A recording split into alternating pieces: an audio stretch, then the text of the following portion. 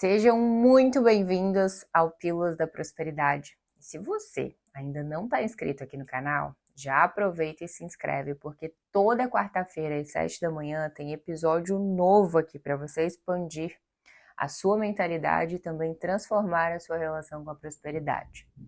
No episódio anterior, a gente falou sobre as 7 soluções para a falta de dinheiro. E hoje a gente vai dar sequência nessa história.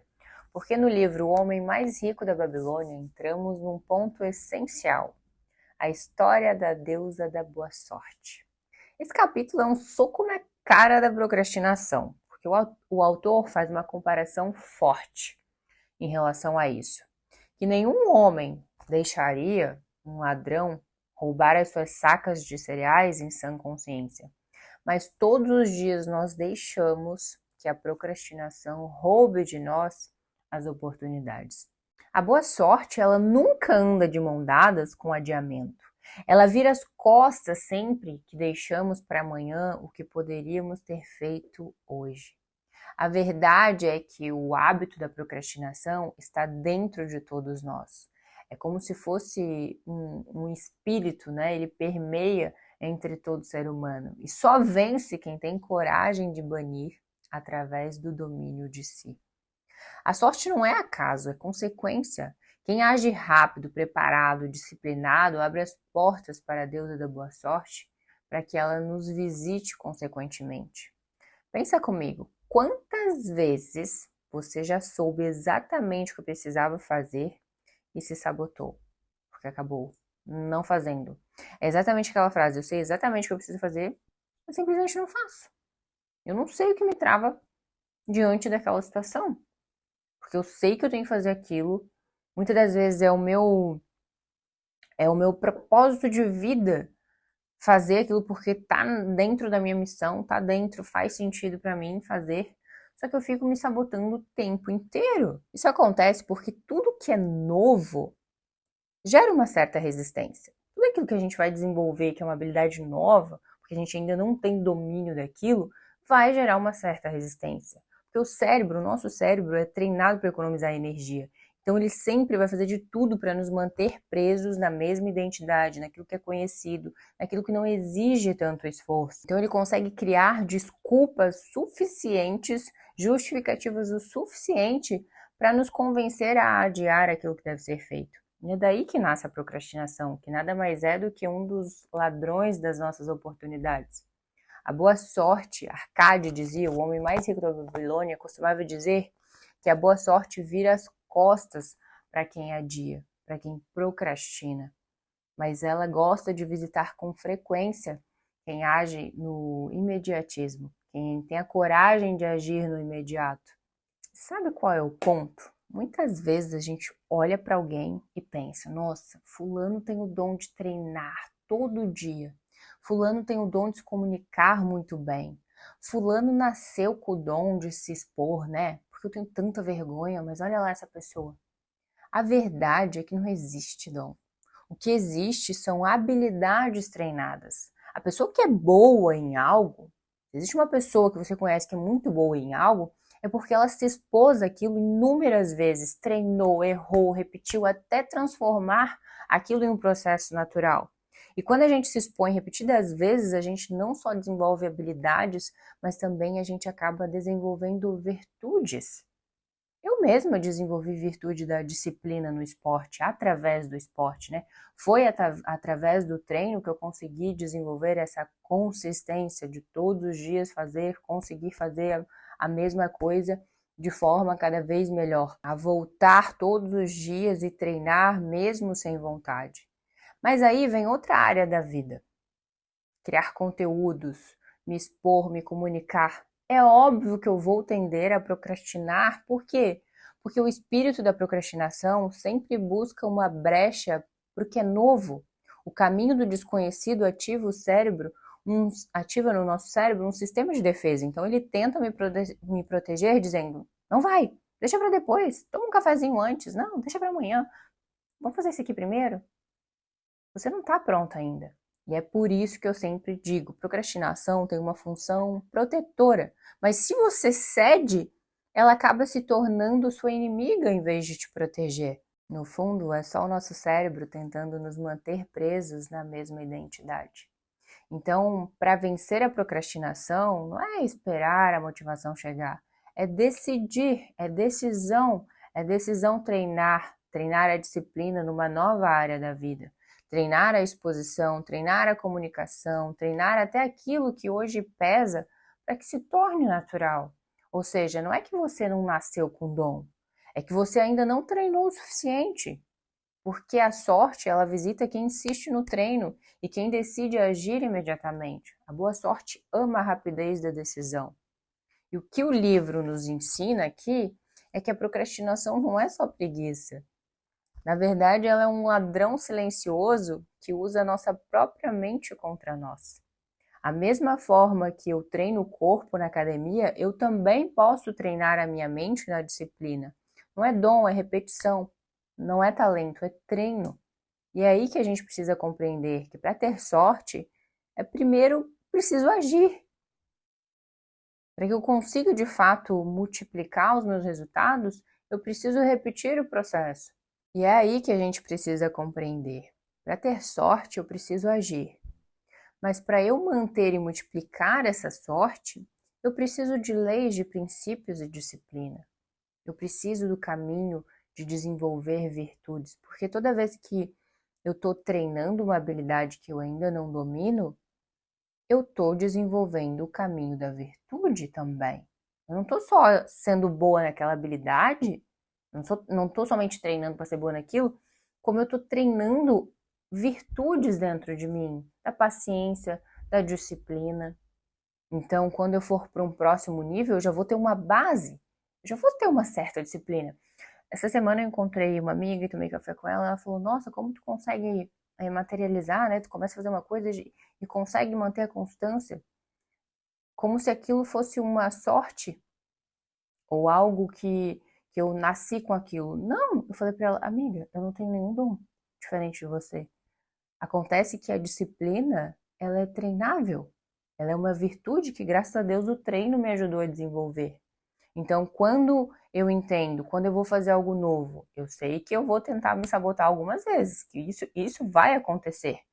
Simplesmente para me provar que é um sinal. A autossabotagem é um sinal de que, opa, precisa treinar mais.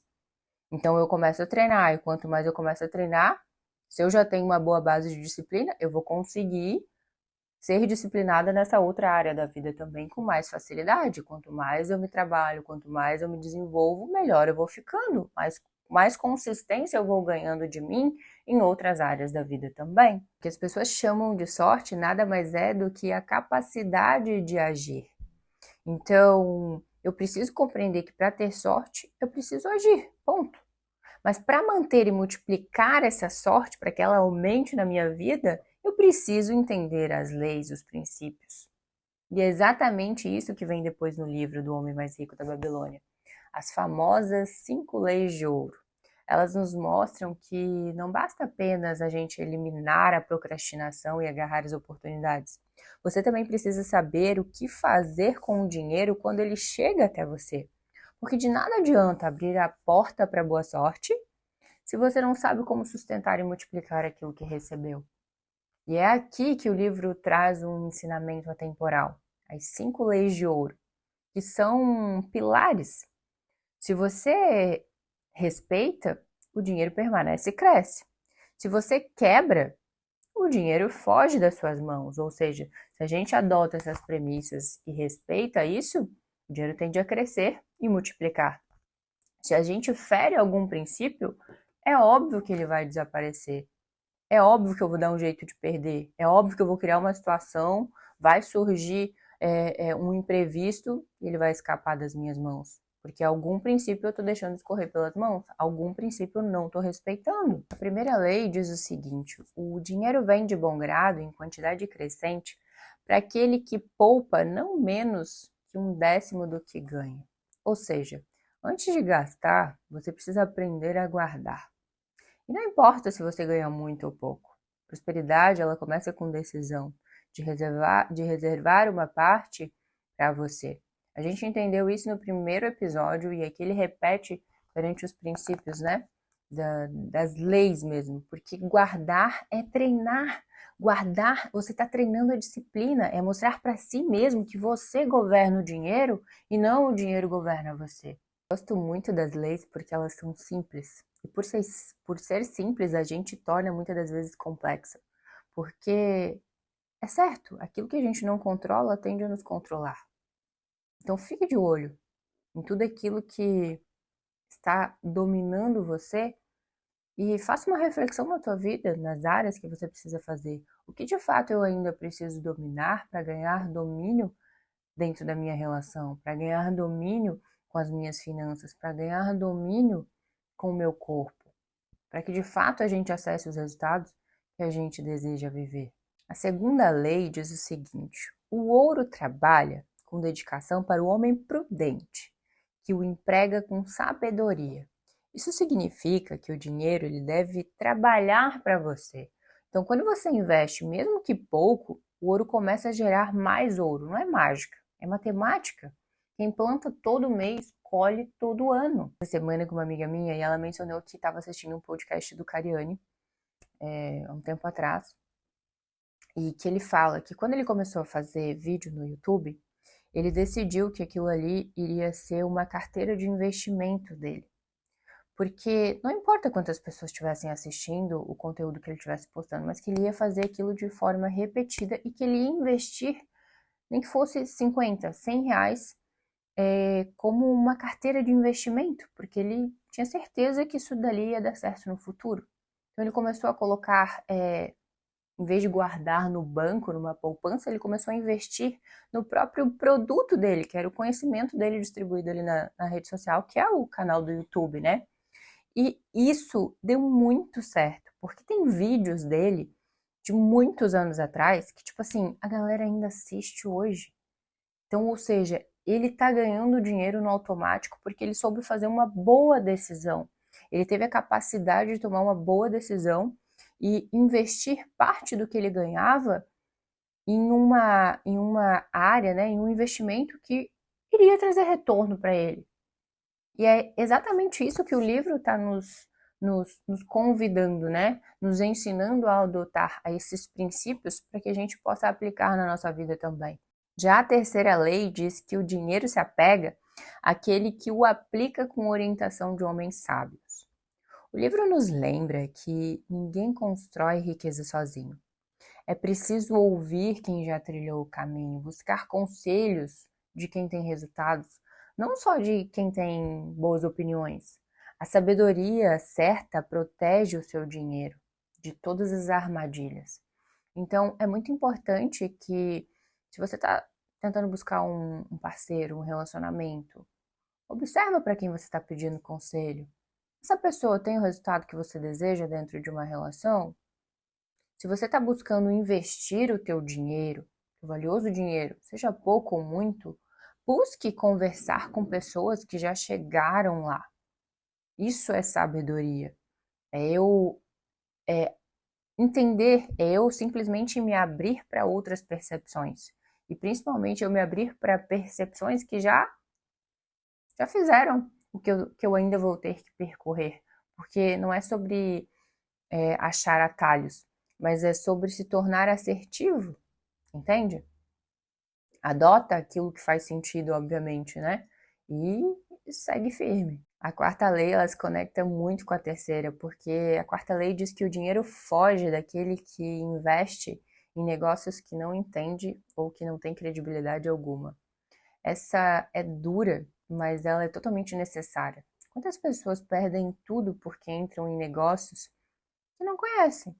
O dinheiro ele é fiel, mas ele foge do imprudente. Então, se você não entende, não invista, simples assim, busque conhecimento. Essa semana eu estava até conversando com o Leandro, né, em relação a ideias, a gente colocar ideias e materializar essas ideias. Porque às vezes a gente tem uma ideia, já coloca em prática, mas coloca em prática sem ter um plano, sem amadurecer essa ideia. E a gente estava avaliando como isso acontece dentro do marketing, né? A gente estava esses dias estudando um pouco sobre rodar infoprodutos fora do país, como é isso. E a galera do marketing, eles falam muito pesquisa uma oferta, pesquisa uma copy boa, porque assim, você precisa testar primeiro. A partir do momento que tem dados, existem números palpáveis, tipo, tu não perde tempo, tu vai demorar um pouco mais no processo de pesquisa. O que é pesquisa? É buscar conhecimento e eu não trabalhar somente do que eu acho numa percepção fixa e limitada.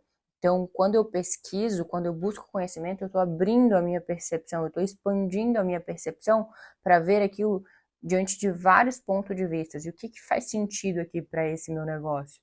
O que se encaixa aqui? Então eu me torno uma pessoa mais assertiva, com resultados com menos riscos. E é exatamente o que o livro está nos ensinando na quarta lei. Não investa em negócio que você não conhece. É um risco muito grande a se correr. E às vezes, né, é o dinheiro que você guardou lá uma vida inteira, que você se esforçou para juntar e você está prestes a colocar num negócio. Então pesquisa, olha, conversa, busca, porque à medida que você decide tomar essa decisão, né, com coerência, com cautela, você tem menos chances de erros. Já a quinta e última lei diz que o dinheiro foge daquele que busca ganhos impossíveis ou confia em trapaceiros. É a lei contra a ganância e é a lei que trabalha contra também a ilusão. Não existe enriquecimento rápido sem risco. Toda vez que você tenta pular etapas, o dinheiro se vai. É melhor ganhar pouco com certeza do que arriscar muito no impulso e perder tudo. Essas 5 leis não são apenas sobre o dinheiro. Elas são sobre mentalidade, sobre você guardar e você desenvolver disciplina, multiplicar com paciência, buscar sabedoria, respeitar os seus limites e fugir da ilusão. E esse é o verdadeiro código da prosperidade: agir sem procrastinar e viver em alinhamento com as leis que sustentam a riqueza. Eu gostaria de finalizar essa pílula do episódio de hoje com uma frase que termina no capítulo do livro, que é melhor uma pequena cautela do que um grande remorso. Então, às vezes o nosso imediatismo, né, ele nos leva para caminhos escuros, para caminhos onde a gente não encontra resultado, então se sente ansioso, depois frustrado, culpado, e às vezes passa anos ali, né, tentando digerir aquele processo por falta de cautela, por falta de paciência. Se você tomou uma decisão, tenha certeza que vai dar certo, mas tenha também a paciência e a cautela de buscar conhecimento sobre aquilo. Se é algo novo, não tem problema. Você pode se desenvolver, todas as nossas habilidades são treináveis, físicas, habilidades mentais, espirituais também. Então a gente tem que se atentar a buscar esse conhecimento para que a gente se torne na vida pessoas cada vez mais assertivas e mais bem-sucedidas também. Como sempre, eu me sinto honrada e eu adoro compartilhar esses momentos com vocês aqui. Um beijo, uma ótima semana e até quarta-feira que vem.